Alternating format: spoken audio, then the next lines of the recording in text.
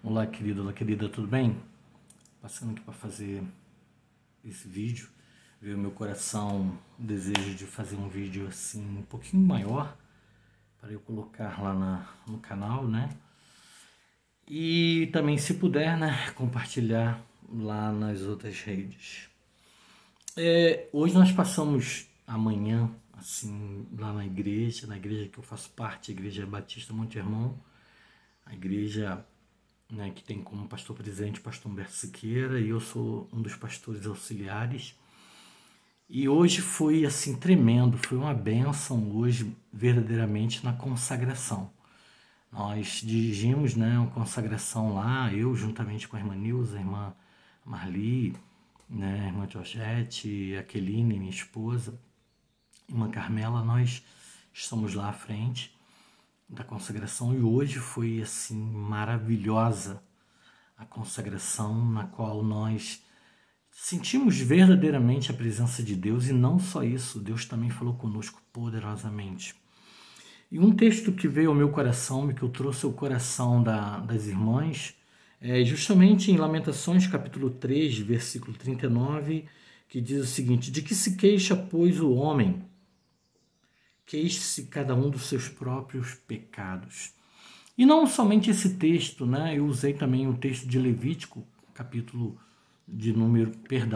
Números, capítulo de número 11, que fala sobre os 70, né, que Deus determinou a Moisés para que Moisés impôsse a mão sobre eles e transmitisse para eles também a unção que estava sobre ele, a unção do Espírito Santo que estava sobre ele, que transmitisse, que desse também para aqueles homens. E nós também lemos na nossa leitura semanal, né, que nós lemos um capítulo dos livros a cada consagração. Nós já lemos o livro de Salmos todo, lemos o livro de Provérbios todos, lemos a Epístola de Paulo aos Romanos toda, e agora nós estamos lendo Atos, né? E hoje nós estamos em Atos, no capítulo de número 7, que trata da questão também de Estevão, que foi o primeiro mártir, né? Que foi o primeiro mártir, né, cristão depois de Cristo, é claro, né? Cristo crucificado, mas o primeiro discípulo que foi também mártir, morto por conta da pregação do Evangelho de Jesus, foi Estevão.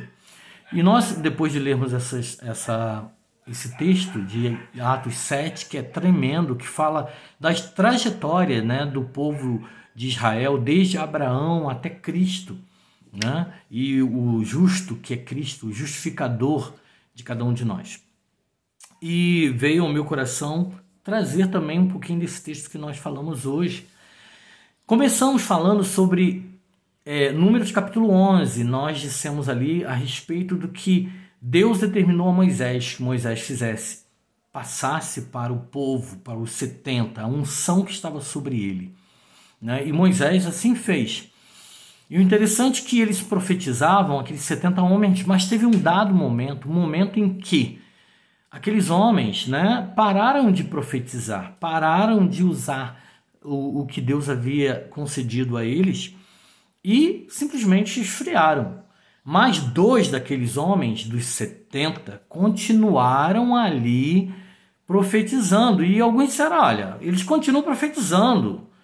E aí eu trouxe para eles o seguinte, eu disse para eles, Moisés falou, vocês todos deveriam estar profetizando, assim como eles continuam profetizando, porque a unção de Deus não havia parado, a unção de Deus estava sobre eles, só que devido ao problema diário que aqueles homens, aqueles outros 68 enfrentavam, a unção, aquele determinismo de fazer a vontade de Deus foi se esfriando.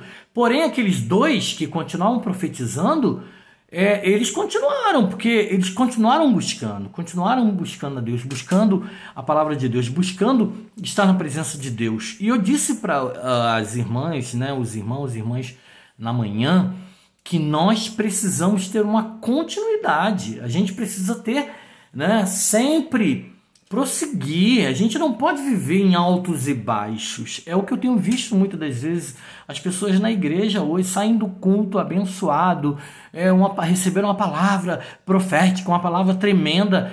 Eu vou mudar minha vida, virada de ano. A pessoa, acima de mudar, de repente começa um problema, surge um problema, uma dificuldade, a pessoa simplesmente ela muda, ela esquece da promessa, ela simplesmente blasfema, simplesmente ela xinga, simplesmente...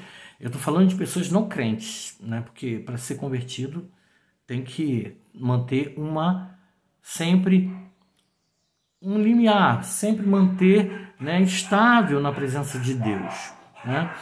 E aí aqueles homens deixaram de profetizar e começaram a dizer: olha, eles continuam profetizando, Moisés, vocês estão com inveja deles? O Espírito que está sobre eles estava sobre vocês. E é isso que a gente precisa entender, né? E graças a Deus, Deus falou profundamente conosco naquele momento. E numa segunda oportunidade também, né, lá naquele local, na igreja hoje pela manhã, eu falei sobre esse texto de Lamentações que eu li, capítulo 3, versículo 39, que diz que se queixa, pois, o homem vivente, queixa-se cada um dos seus próprios pecados. Cachorro latino, ó, nessa hora, né, tudo acontece. Aí o que acontece? Eu disse para ele: gente, de que é que nós nos queixamos nos dias de hoje? Dos nossos problemas, das dificuldades, das situações que nós enfrentamos lá atrás, coisas que nós semeamos, coisas que nós plantamos e agora nós estamos colhendo. Você não está colhendo hoje o que o outro plantou, você está colhendo o que você plantou.